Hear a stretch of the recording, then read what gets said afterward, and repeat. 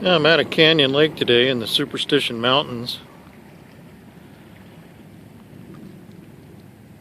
This is one of the 5 reservoirs that east of Phoenix.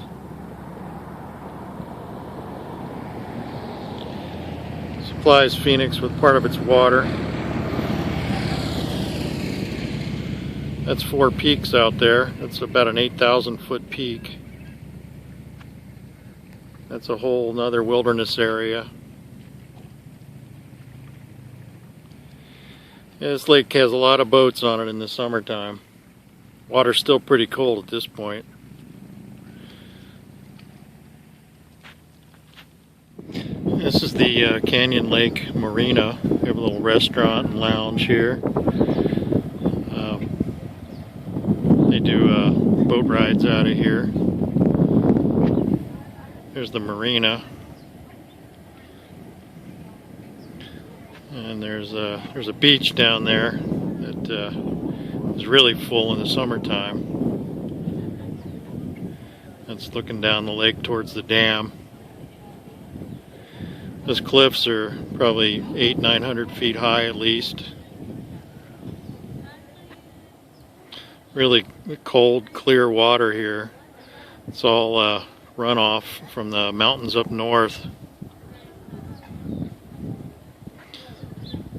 Just part of the water supply for Phoenix. Got a couple of bass fishermen out there.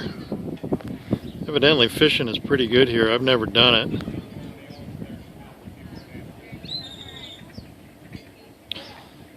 I think I'd be afraid to bring my float tube out here in the summer and get run over, although now it'd probably be pretty safe, but the water's still pretty cold, so I don't think the fish are real active right now. So this is the parking area for the Barge+Canyon trailhead, restaurant and marina. The trail is actually across the street here. It goes into Barge Canyon. I'm going to hike back a little ways, but it's 15 miles all the way across over to Weaver's Needle and the Peralta Trail, which I've hiked many times, but I've never hiked all the way across. I'd like to do that sometime. There's another trailhead over there. We could park here and have another group park over on the other side, kind of meet in the middle, switch keys. Be a good day trip. Yeah, I'm just climbing up the trail a little bit here. Get a better view of the lake and the marina down there. And this is Boulder Creek here that runs out of the mountains from Boulder Canyon and the Barge Canyon. There's actually 2 creeks that form this one, but this is a pretty good swimming hole in the summer.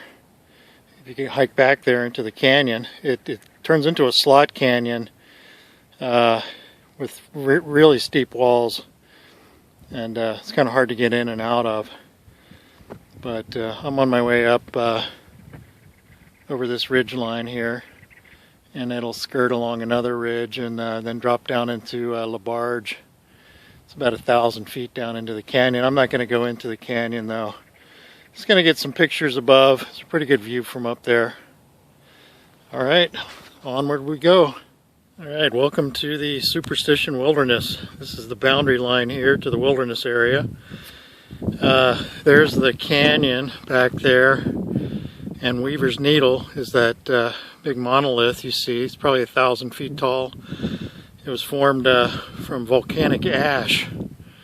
This whole area was sat on top of one of the largest volcanic calderas around, and when it exploded, everything sank down and formed all the valleys and mountains that you see here now.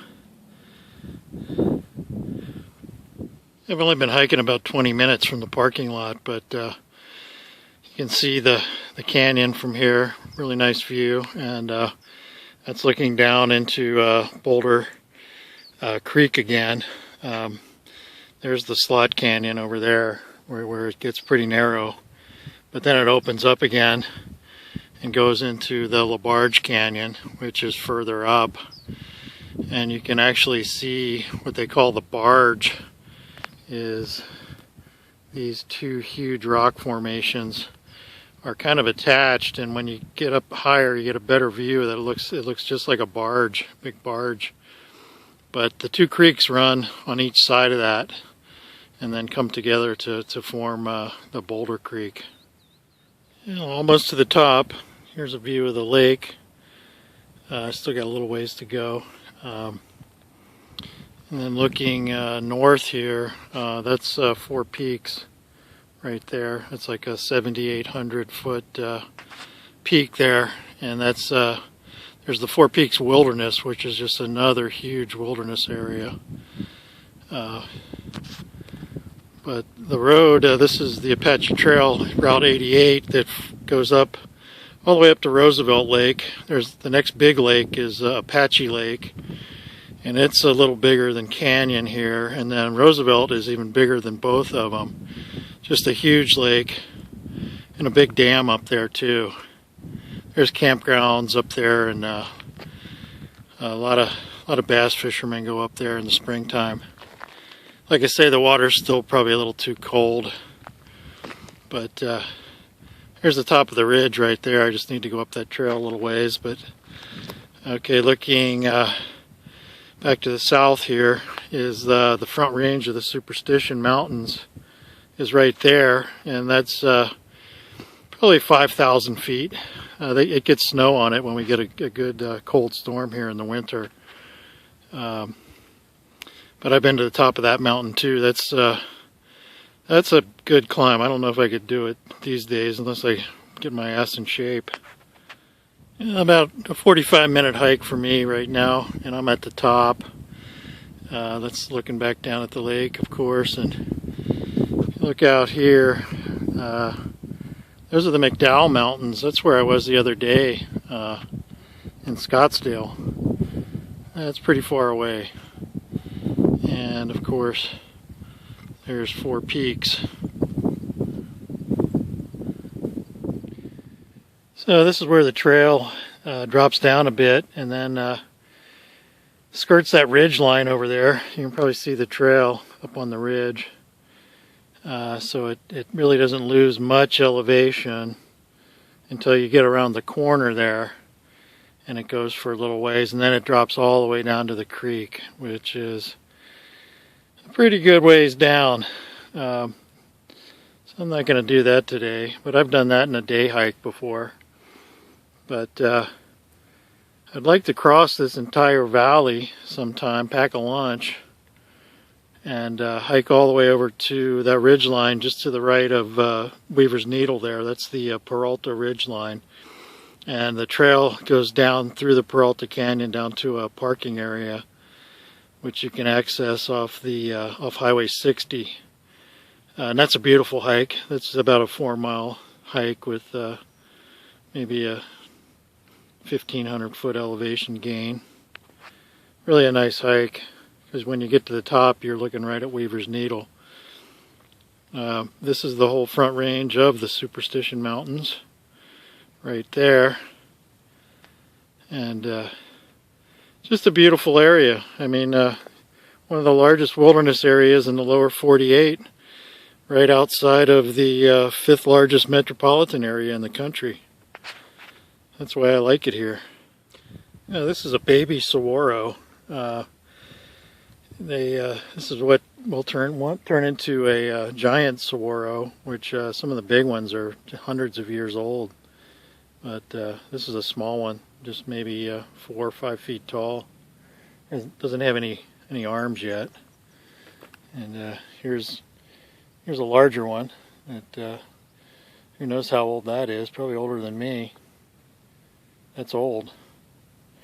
Yeah, I'm out here. It's kind of late. It's 2 o'clock in the afternoon. It's still only maybe 75 degrees, but the sun already is starting to get pretty intense. I got my sunscreen on, and Um, I don't hike without water out here even this time of year. I got my Camelback, probably a good half-gallon of water, because the humidity's like 5%, so you can still dehydrate out here, especially if you're exerting yourself.